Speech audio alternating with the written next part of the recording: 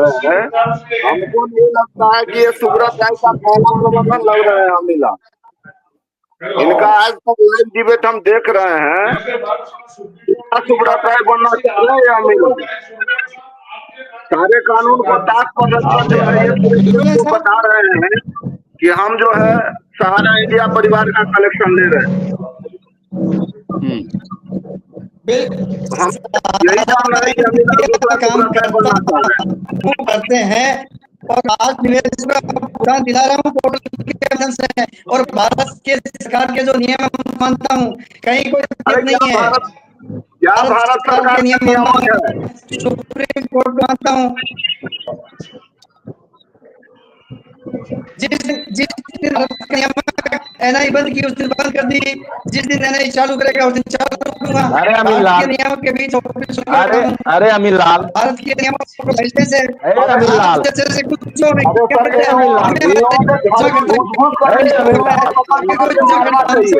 अमीर लाल, अमीर लाल, ये अमीर लाल जो है चोर है। ये अमीर लाल जो है सर कहता है कि भारत सरकार के नियम का पालन करते हैं, तो ये अगर नियम का पालन करता होता तो इसकी कंपनी पर एनआई पर रोक क्यों लगी सर? ये सरासर आकर के झूठ बोलता है सर, ये चोर है अमीर लाल। इस पर आप एफआईआर कराइए, इसकी सारी संपत्ति को सर सहारा के जमाकर्ता को बेच के दिलवाइए। बोलता है सर भाई सर 2012 में यह अमीर लाल अगर कोर्ट का आदेश को मानता, कोर्ट का आदेश का अवहेलना नहीं करता, तो सर 2012 में जो सुप्रीम कोर्ट आदेश दिया था कि तुम जितना रियल एस्टेट हाउसिंग का पैसा लिए हो भुगतान करो, तो इस अमीर लाल को पूछिए इसने क्यों नहीं किया। जो बोलता है कि हम भारत सरकार के नियम का पालन करते हैं, सीआरसीएस के नियम का पालन करते हैं, कोर्ट के नियम का पालन करते हैं, देश की रेगुलेटरी का नियम का पालन करते हैं, ये किसको मूर्ख बना रहा है अमीर लाल, इसको पूछिए। और ये पैसा क्यों लेता है? ये कहता है हमारे यहाँ लाइन लगा हुआ रहता है लोग पैसा जमा करने के लिए। इसका कौन रिजर्व बैंक से लाइसेंस लेकर के कंपनी चलाता है? इसके यहाँ लाइन पर लाइन लगा हुआ रहता है आदमी का। इसको पूछा जा सके ये बात कि सुप्रीम कोर्ट के आदेश का 2012 में से पालन क्यों नहीं दिया? रियल एस्टेट हाउसिंग का कन्वर्जन क्यों किया? ये पूछिए इसको सर। शशि मंडल जी, आपके बारे में कुछ लोग लिख रहे हैं कि सीएससी में गरीबों का जनधन योजना का खाता खोलने के लिए 500 रुपया अवैध तरीके से लेता है। आप लोग तो सब पर, हमको तो संदेह ही हो रहा है। झूठ बोलता है, झूठ बोलता है। लोग लिख रहे हैं आपका काम क्या है? ठीक है, कोई बात नहीं, झूठ बोलता है। नहीं, आप झूठ बोलता है सर। हमने कोरोना काल में लोगों की मदद की है सर, सैकड़ों। चौधरी जी, गणेश एक मिनट रुकिए। गणेश चौधरी जी या अमित झा जी, ये बताइए कि जिनका 5 लाख रुपए से अधिक जमा है, क्या उनके पास कोई सबूत है इनकम टैक्स का?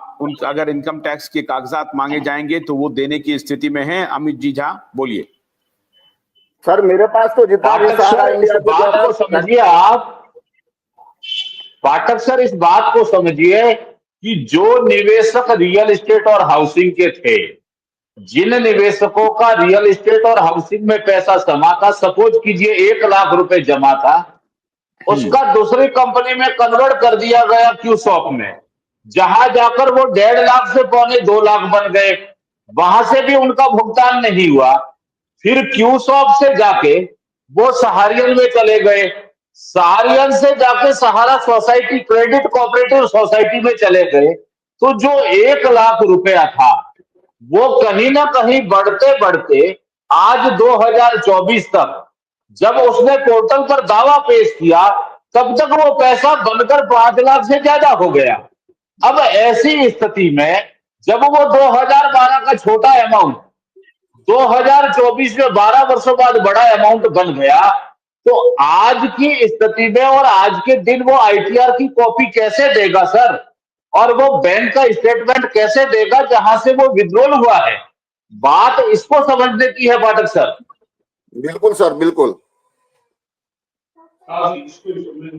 नहीं तो चौधरी जी, ये तो मैं इतने ट्रांजिशन हुए हैं क्या रियल एस्टेट का? क्यूसॉप में, फिर क्यूसॉप का, फिर सहारियन में, फिर सहारियन का दूसरे में, इतना जगह वो ट्रेवल कर गया है पैसा? जी सर। सर सभी निवेशक 2012 में, सर 2012 में अगर मान लीजिए कि 5 साल में डबल होता था, किसी ने 1 लाख रुपया डिपॉजिट किया तो 2017 में जाके उसका 2 लाख रुपया हो गया, और 2017 में फिर अगर 5 साल में डबल देता है तो 4 लाख से ऊपर हो जाता है।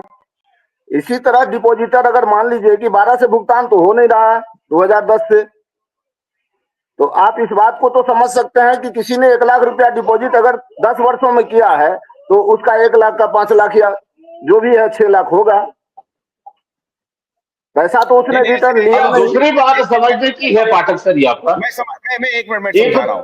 मान लीजिए कि 2012 में किसी ने रियल एस्टेट में 1 लाख रुपया लगाया, उसकी मैच्योरिटी पूरी हो रही है 2014 में, मान लीजिए, फर्ज कीजिए 2014 में भुगतान नहीं हुआ, फिर 2014 में मान लीजिए 1 लाख का 2 लाख हो गया, और 2 लाख रुपया को फिर उन्होंने क्या किया, इन्वेस्ट कर दिया, रीइन्वेस्ट कर दिया किसी दूसरे सहारियन में, ठीक है ना। फिर वो हो गया 2014 से 2014 में, मान लीजिए 16 में उसकी मैच्योरिटी हो रही है, तो 2 लाख की मैच्योरिटी मान लीजिए कि हो रही है 4 लाख रुपया।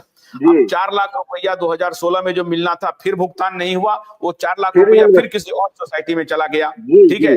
अब उसका जो डेडलाइन हो गया 2016 की बजाय 2020 हो गया, यही आप कह रहे हैं ना। तो 2012 से 2020 तक मामला ट्रेवल किया और पैसा 1 लाख से मान लीजिए कि 8 लाख रुपए तक पहुंच गया जी, तो वो ITR कैसे दे पाएगा? अब इसी के साथ में पाठक सर दूसरी एक बात समझिए, इसी के साथ में एक दूसरी बात समझिए कि सपोज कीजिए मेरे पास 5 लाख रुपए है और मुझे सहारा में इन्वेस्ट करना था, लेकिन 5 लाख का मुझे चेक देना था, क्योंकि 5 लाख कैश में ले नहीं रहा है सॉफ्टवेयर।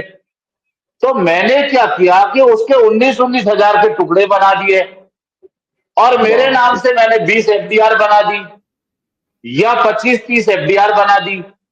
तो सहारा के सॉफ्टवेयर में तो वो 19 हजार रुपए दर्ज हो गई, लेकिन पोर्टल पर जैसे ही आधार से लॉगिन किया, चाहे वो अलग अलग डेट में हो रखी हो या अलग अलग महीनों में हो रखी हो, जैसे जनवरी में 2 लाख करवा दिए, फरवरी में 2 लाख करवा दिए, अप्रैल में 2 लाख करवा दिए, और वो भी 19 हजार के टुकड़ों में करवा दिए। लेकिन जैसे ही वो पोर्टल पे लॉगिन हुआ, वो सारा एक डाटा हो गया, यानी मेरे आधार से चाहे वो 50 टुकड़े थे, लेकिन पोर्टल पर लॉगिन होते ही वो 50 टुकड़े एक हो गए। अब मुझे बताइए मैं ITR कहां से दूंगा, और बैंक विड्रॉल हुआ ही नहीं तो स्टेटमेंट कहां से दूंगा। ये भय और भ्रम की स्थिति आज निवेशकों में बन सी गई है सर, इस स्थिति को समझना होगा। मतलब आप ये कह रहे हैं कि भारत सरकार फाइनेंशियल एक्सपर्ट्स को नहीं, फाइनेंशियल नटवर लाल को अपॉइंट करे इस नटवर लाल को पकड़ने के लिए, आप ये कह रहे हैं ना। ये तो पूरी धूर्तता है। अब मैं दूसरी एक बात और बताता हूं आपके मंच पर सर, जैसे हम लोग रोज आपके मंच पर चिल्लाते हैं ज्वाइनिंग पॉइंट, ज्वाइनिंग पॉइंट कहीं ना कहीं मूलधन था।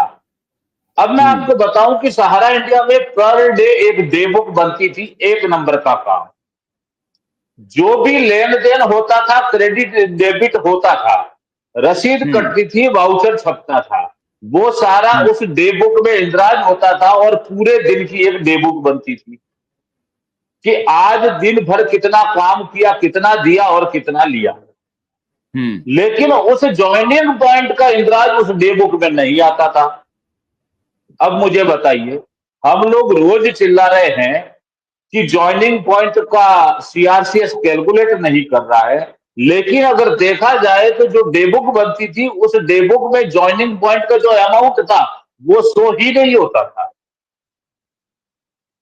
ज्वाइनिंग पॉइंट का क्या मतलब हुआ? जैसे जैसे 2012 से 2014 में जो कन्वर्ट हो रहा है उसको ज्वाइनिंग पॉइंट कह रहे हैं आप, कि दूसरे में जो कन्वर्ट हो रहा है?